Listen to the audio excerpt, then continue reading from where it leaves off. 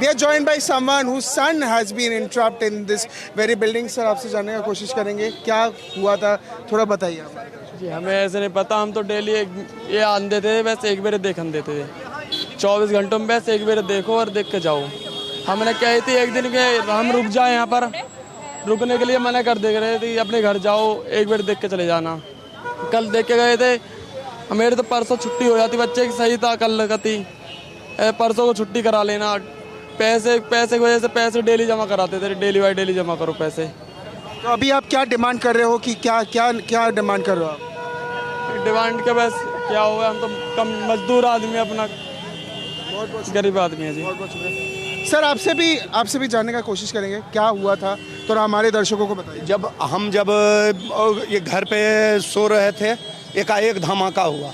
हमें लगा कि जैसे इलेक्शन का टाइम है, हमें लगा कोई बक्सा उक्सा लूटने वाला, क्या हम लोग दहशत में डर से आ गए। हम बालकनी से देखे, उसके बाद में हम देखे कि इधर का मतलब आग का मंजर हल्का फल्का दिखाए। हम घर से बाहर निकले तो दोबारा धमाका हुआ। फिर जब गेट पे आए तो तिबारा धमाका, वही जो धमाके से उधर उड़ के गया सिलेंडर का टुकड़ा, जो चीज़ का आग सा, और उसमें ITI में आग लगा, एक इधर टुकड़ा गया।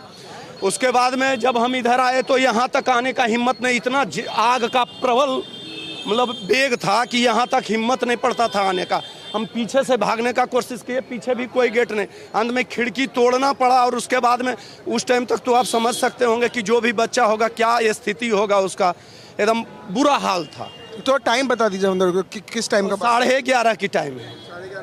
जी जी, बहुत बहुत शुक्रिया। सो yes viewers, if we show you the visuals also, you can actually see and understand the situation. We'll also be talking to one of the rescuers. Sir, आप रेस्क्यू साइट पे थे, हादसा हो गया हॉस्पिटल में, मैं खड़ा बात भी करता हूँ। If you see the visuals also, you can actually understand. Sir आप ने रेस्क्यू किया था, क्या हमारे दर्शकों को थोड़ा बताइए क्या इंसिडेंट था, क्या हुआ था? देखिए मेरे घर के पास ही है, जब ये विस्फोट हुए तो हमने सोचा कि शायद कोई वैसे ही सेलिब्रेशन कर रहे हैं, कल इलेक्शन था, लेकिन 2 मिनट के बाद फ़ोन आने शुरू हो गए कि बम विस्फोट हुआ है।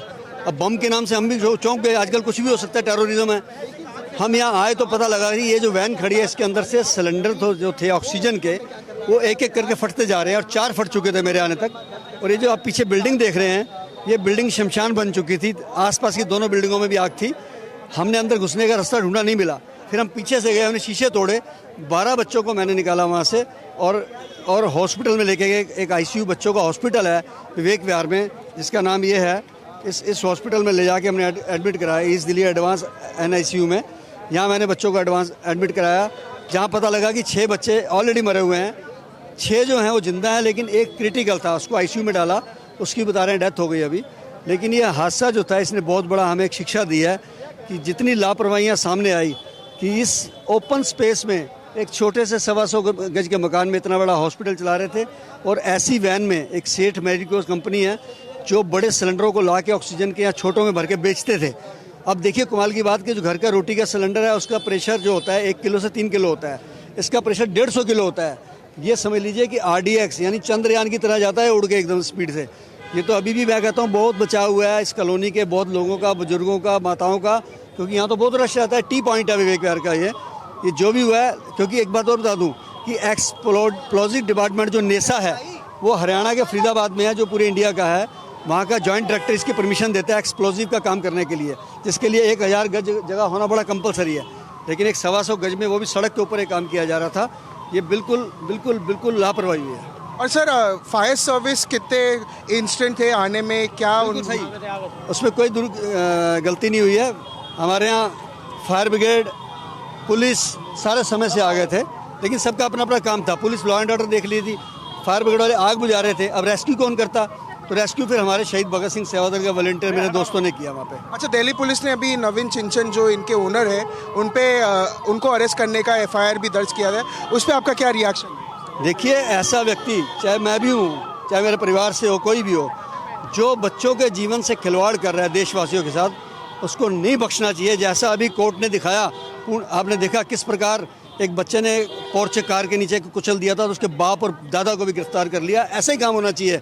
आप अपने चंद पैसों के कारण लोगों की ज़िंदगियों को दांव पे लगा देंगे, और ये खाली उनका काम नहीं है, जो डिपार्टमेंट्स की लापरवाही है इसमें, चाहे वो एक्सप्लोजिव डिपार्टमेंट है, चाहे वो हेल्थ डिपार्टमेंट है, चाहे वो एमसीडी है, जिनकी भी यहाँ गलती रही है उन सबके ऊपर एक्शन होना चाहिए। So yes, viewers, you've heard a very tragic incident that happened in the national capital of Baby Care Hospital, where unfortunately 7 babies have lost their lives, and this is the very tragic incident. This is me, Brian Anthony Thomas, signing off with camera person Gopal for NewsX Delhi. For more such videos, subscribe to the NewsX YouTube channel, hit the bell icon.